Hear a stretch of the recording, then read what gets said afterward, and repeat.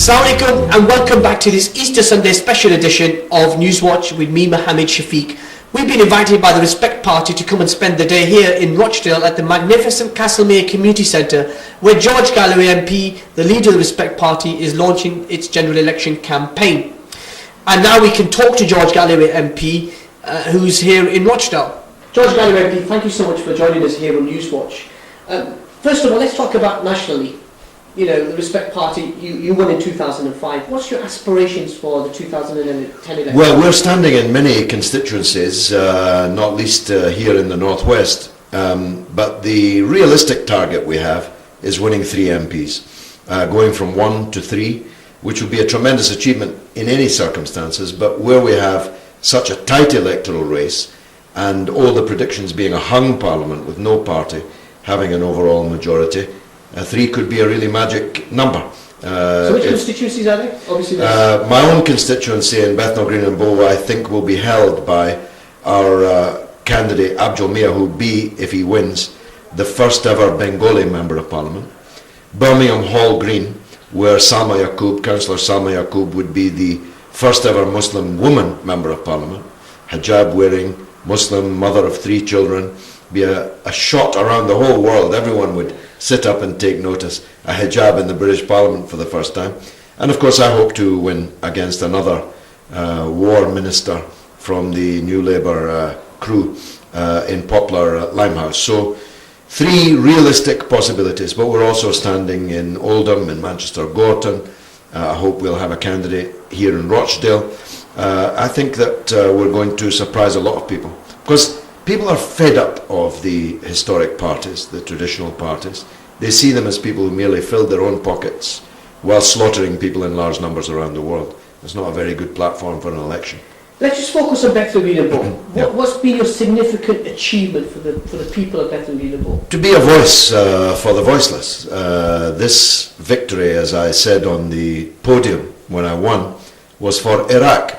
This was the local Muslim population predominantly, but many others too, saying to New Labour war-mongering politicians, you can't take us for granted any longer.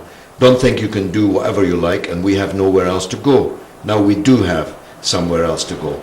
And I've, on a local, a national and an international level, been speaking for them, expressing their views. What would you say to the people who criticise you and say that you're never in Westminster and you're never in the constituency? You seem to be on the lecture circuit and the international travel scene. What would your reaction be to that? To reach for my lawyers, probably, because I'm in my constituency every day. I wake up in it.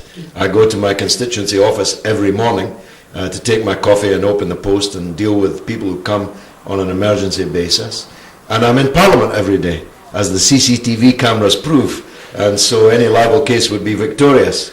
What they mean is, I don't often vote in Parliament, but then in Parliament you can only vote for either the Prime Minister's motion or David Cameron's amendment, or vice versa, and I seldom wish to vote for either the government's motion or David Cameron's amendment. But when I speak in the House, as I often do, believe me, the chamber fills up. And if we have a hung parliament, when every speech and every vote will count, well, just you wait and see. And what's your message to our viewers? I mean, we've got millions of viewers around the world, but in particular to the viewers in the United Kingdom, who are really reflecting on how to vote in this election. Well, my own view is this, that the Labour government has been bad enough. A Tory government would be much worse. Be much worse on every level. On an international level, we saw from the revelations on Channel 4 recently that the leader's office, David Cameron's office, is actually financed by Zionist agents. I mean, the whole show is paid for by Zionist agents. So their foreign policy would be worse. I know that's hard to believe, but it would be worse. And their domestic policy would be very, very much worse. So isn't it right then you should be encouraging a progressive party like the Labour Party to win elections? Well, if either of those was a progressive party, I would be doing so. But what I'm saying is this: where there's a respect candidate, vote respect. Where there's an anti-war candidate who can win, like Caroline Lucas, for example, in Brighton, standing for the Green Party, vote for them. In all other parts of the country, which is the vast majority of constituencies, you should do whatever is necessary to keep the Tories out. Right, so you potentially could encourage people to vote for the Labour Party? Yes, if the choice is between Labour and Tory, I'm with Labour. And if there is a hung parliament, and I'm there, and my two colleagues in our target seats are there, under no circumstances will we vote to put David Cameron in 10 Downing Street. But we do have conditions for our support to Gordon Brown. And the first of those is an emergency house building programme of council houses, affordable to ordinary people. Which is an acute problem in your constituency. Absolutely. I've got 23,000 people on the waiting list in my constituency, and 15,000 of those are in overcrowded houses, and I mean overcrowded. Not like Glasgow, where I used to be, where an overcrowded house was an extra person in the house. These are houses with 6, 8, 10, even 12 people in 2-3 bedroom flats. The affordability of the private rented sector and the purchase price of owned property is simply out with the reach of local people. So that's our first condition. Our second condition is that a date must be set for an end to British involvement in foreign wars. We are the people who opposed these wars before they began. Everything we said about them turned out to be right. Everything our opponents said turned out to be wrong, except where it was a pack of lies. But even if they weren't lying, they were completely and competently wrong. So no more foreign wars, an emergency house building programme, and an end to the victimisation of the Muslim community in Britain.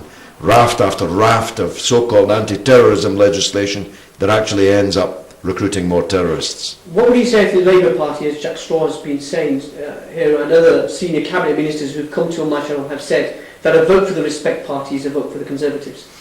Well, that's definitely not true in East London and in Birmingham Hall Green, because the last time there was a Conservative MP in either of those two places, they were still putting children up chimneys and down coal mines, and there wasn't even universal suffrage. So there's never been a... But the idea that if you're going to vote for against the progressive candidates, the Labour Party, there's a real chance in places like Bradford West and other constituencies in Leicester where the Tories could actually get in. No, first it's a misnomer to describe Labour as a progressive party. This is a party that killed 1 million Muslims in the last 10 years. 1 million Muslims dead at the hands of Labour.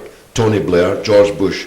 You don't get any less progressive than that. And Jack Straw has been a partner in all of those crimes. And indeed, when he told the world that he would no longer speak to his constituents if they were wearing a niqab, on the basis that if you can't see someone's lips move, you can't understand them, which means there's not much future for radio, and not much future for David Blunkett, who can't see anybody's lips move, whether they're wearing a niqab or not, is just a disgrace.